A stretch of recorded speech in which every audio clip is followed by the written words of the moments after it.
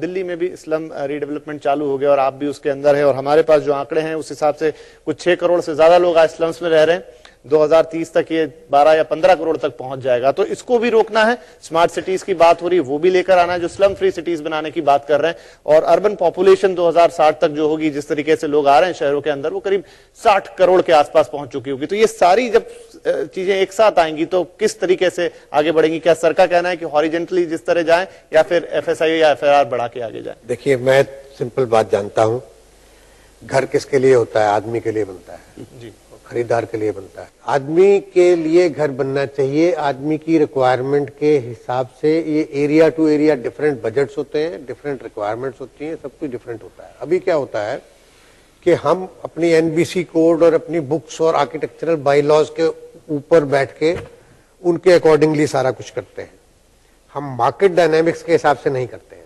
जो होना चाहिए इस देश में, अगर घर देना है तो आपको मार्केट डायनेमिक्स क्या मांगती है, लोग क्या मांगते हैं, परचेजर की रिक्वायरमेंट, परचेजिंग पावर क्या मांगती है, आपको वहां से ऊपर चल के सब कुछ जो है वर्कआउट करना पड़ेगा। ना कि आप ऊपर बैठ के बोले कि इतना FAR, इतनी डेंसिटी, इतना ये, इतना वो।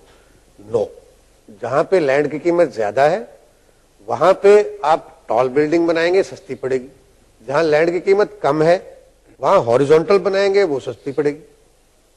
तो ये तो instead of leaving it to books, leave it to market. Right. तो अब इन्हीं सारी दिक्कतों के चलते जो गवर्नमेंट कंसेप्ट लेकर आ रही है स्मार्ट सिटीज, जिसकी आजकल चारों तरफ बात हो रही है, हालांकि थोड़ा कंफ्यूजन भी है लोगों की स्मार्ट सिटी होगी कैसी। एक कंसेप्ट नोट जरूर आ गया गवर्नमेंट की तरफ से, लेकिन फिर भी अभी ये देखना बाकी है कि वो क्या पूरी तरह से 100 नए शहर होंगे, या फिर जो मौजूदा सिटीज है, जो हमें देख के लगता है वो यही कि मौजूदा सिटीज को ही डेवलप किया जाएगा। वहां पे स्मार्ट सिटीज के जो उन्होंने क्राइटेरिया रखे हैं कि आपके पास स्मार्ट कनेक्टिविटी होनी चाहिए, आपके पास स्मार्ट इंफ्रास्ट्रक्चर होना चाहिए, उसके अंदर फिर बहुत सारी और दूसरी बातें हैं। तो रोहित जी, स्मार्ट सिटीज की, और दिल्ली NCR भी उस स्मार्ट सिटी के अंदर है, जहां पोटेंशियल बनेगी। उन्होंने अलग अलग सिटीज को आइडेंटिफाई किया कहां पर बनाना है। तो अब ये जो 100 नए शहर आने वाले हैं, इसके लिए कुल जैसा रहेजा जी ने कहा, कुछ 7,060 करोड़ रुपए का, आई थिंक। तो ये तो एक गैप फंडिंग है, इतने में तो नहीं हो पाएगा, और कुछ 9 लाख करोड़ या 10 लाख करोड़ की टोटल 20 साल में आवश्यकता होगी। आपको लगता है कि ये एक सॉल्यूशन होगा? जो सारी बातें इतनी देर से हम डिस्कस कर रहे हैं, रोहतास जी ने भी जिसके लिए कहा, रहेजा जी ने भी कहा, वहां ये सॉल्यूशन होता हुआ नजर आएगा? क्या विजन है? स्मार्ट सिटीज दोनों तरह के होंगे, कुछ ग्रीन फील्ड होंगी, कुछ ब्राउन फील्ड होंगी। जो एग्जिस्टिंग शहरों को रीबूट किया जाएगा, जहां पर इंफ्रास्ट्रक्चर बहुत क्रम्पल कर चुका है। और बेसिक कॉन्सेप्ट, जैसा कॉन्सेप्ट नोट भी कहता है, is about connectivity and a lot of smart infrastructure, environmental friendly, लोग आराम से वॉक टू वर्क कर सकें, and those kind of concept. तो उसमें ये देख के तो लगता है कि नए शहर, नए एक्सपेंशंस डेवलप करना ज्यादा आसान होगा। तो इसलिए ये काम अधिकतर तो आउटस्कर्ट्स पे होगा, और जहाँ पे पूरे ग्रीनफील्ड शहर बसाए जाएंगे उसमें होगा। विजन बहुत अच्छा है, क्योंकि अल्टीमेटली हम जितने पॉपुलेशन को हमको सेटल करने की बात कर रहे हैं, जो इंडस्ट्रियल ग्रोथ को हम टारगेट कर रहे हैं, वो अगर हम अचीव करते हैं तो वहां पर रहने के लिए भी उस क्वालिटी लाइफस्टाइल को भी देना पड़ेगा। ना केवल कि मकान हो, उसमें एक रिहाइश की भी एक मिनिमम स्टैंडर्ड हो, कि वो आदमी का हेल्थ, एनवायरमेंट, सेफ्टी, उसकी खुशी, उसकी हैप्पीनेस नहीं मर जानी चाहिए कि वो एक मकान तो मिल गया लेकिन मतलब बाहर कूड़ा, गंदगी, झगड़े, झंझट, फसाद सारी हो। So that is the basic essence behind smart city. Kabra ji, आपकी क्या इस पे राय बनती है? जो सरकार जिस तरह की कोशिश कर रही है, अभी स्मार्ट शहर का खाका उन्होंने रख दिया है, कोई टाइमलाइन तो इसके लिए नहीं दिया गया है, लेकिन शुरुआत जरूर हो जाएगी 2-3 साल के अंदर, जैसे ही कंसेप्ट नोट को आप कार्यान्वित करेंगे। लेकिन आपको लगता है कि जो अचीव करने की कोशिश कर रहे हैं वो अचीव हो सकता है? उस हिसाब से चीजें जैसी आपको कंसेप्ट नोट में दिखाई जा रही है बन पाएंगी? बिल्कुल नहीं। स्मार्ट सिटी का ऐसा है कि पहले तो एक योजना बन रही है इसमें, और इसमें 3 एजेंसी इन्वॉल्व है। एजेंसी क्या रहेगी इसमें? केंद्र सरकार और म्युनिसिपैलिटी। तो तीनों का कॉम्बिनेशन बैठा के इसको करना चाहिए, जरूरी है, और करेंगे भी। लेकिन यहाँ एक प्रश्न फिर आता है, रोहतास जी आपके पास आता हूँ। SEZ का हाल हमने देखा, बहुत जोर शोर से सब शुरू हुआ था। हालांकि मैं ये नहीं कहूंगा कि गवर्नमेंट की विल यहाँ पर कम है, हम हो सकता है मूर्त रूप में आते हुए देखें, लेकिन फिर भी पुराने एग्जाम्पल्स आपको याद रखने पड़ेंगे। हाल ही में खबर हम सुनते कि 9 SEZ 1-2 दिन पहले भी रद्द हुए। तो क्या कहीं उस तरह का मॉड्यूल बन के तो नहीं रह जाएगा? DMIC की भी अभी हम बातें ज्यादा सुन रहे हैं, लेकिन धरातल पे चीजें उसमें भी बहुत ज्यादा नहीं है। देखिए, ऐसा है, कोई भी चीज जन्म जब लेती है जब उसकी जरूरत होती है। Necessity is the mother of innovation. अब स्मार्ट सिटी हम बनाएंगे, भाई क्यों बनाएंगे? क्या उसकी नीड है? हमें अर्बनाइजेशन को टैकल करना है। नीड, आज नीड क्या है? दिल्ली बना, न्यू दिल्ली बना, बॉम्बे बना, न्यू बॉम्बे बना, Hyderabad, new Hyderabad, Jaipur, new Jaipur, Lucknow, new Lucknow.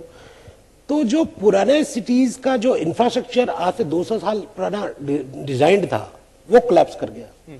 तो उसके बदले में उसके एडजॉइनिंग एक नया सिटी बना, नया, फॉर एग्जांपल न्यू दिल्ली बना। तो न्यू दिल्ली जैसा भी बना उस वक्त के हिसाब से स्मार्ट सिटी था। वो जो डेफिनेशन थी वो स्मार्ट सिटी की थी। आज स्मार्ट सिटी हम उससे फर्दर आगे डिमांड कर रहे हैं।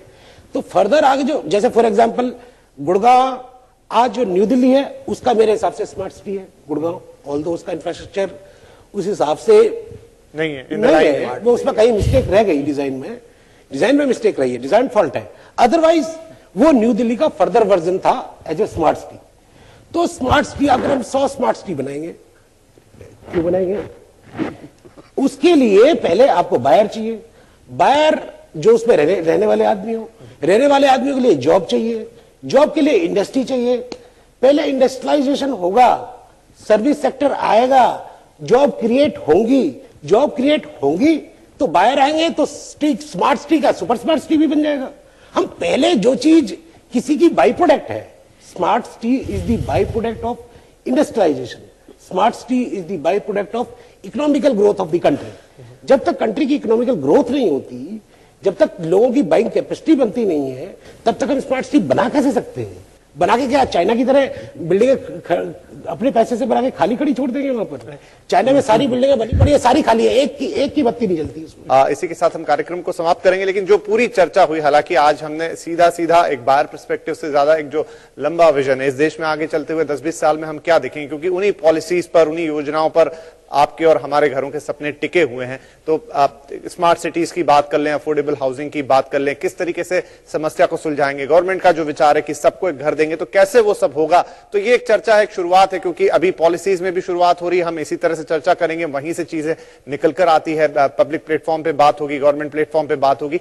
तो चलिए इसी के साथ हम रियल एस्टेट फोरम दिल्ली का यही समापन करते हैं और अपने सभी मेहमानों को बहुत शुक्रिया करते हैं कि आप आए और आपने हमारे साथ ये बातचीत की। साथ ही आप सभी लोगों का भी शुक्रिया कि आपने इतने धैर्यपूर्वक ये बातचीत सुनी। तो चलिए अब अगले शहर में आपसे फिर मुलाकात होगी, तब तक के लिए लेते हैं इजाजत। नमस्कार।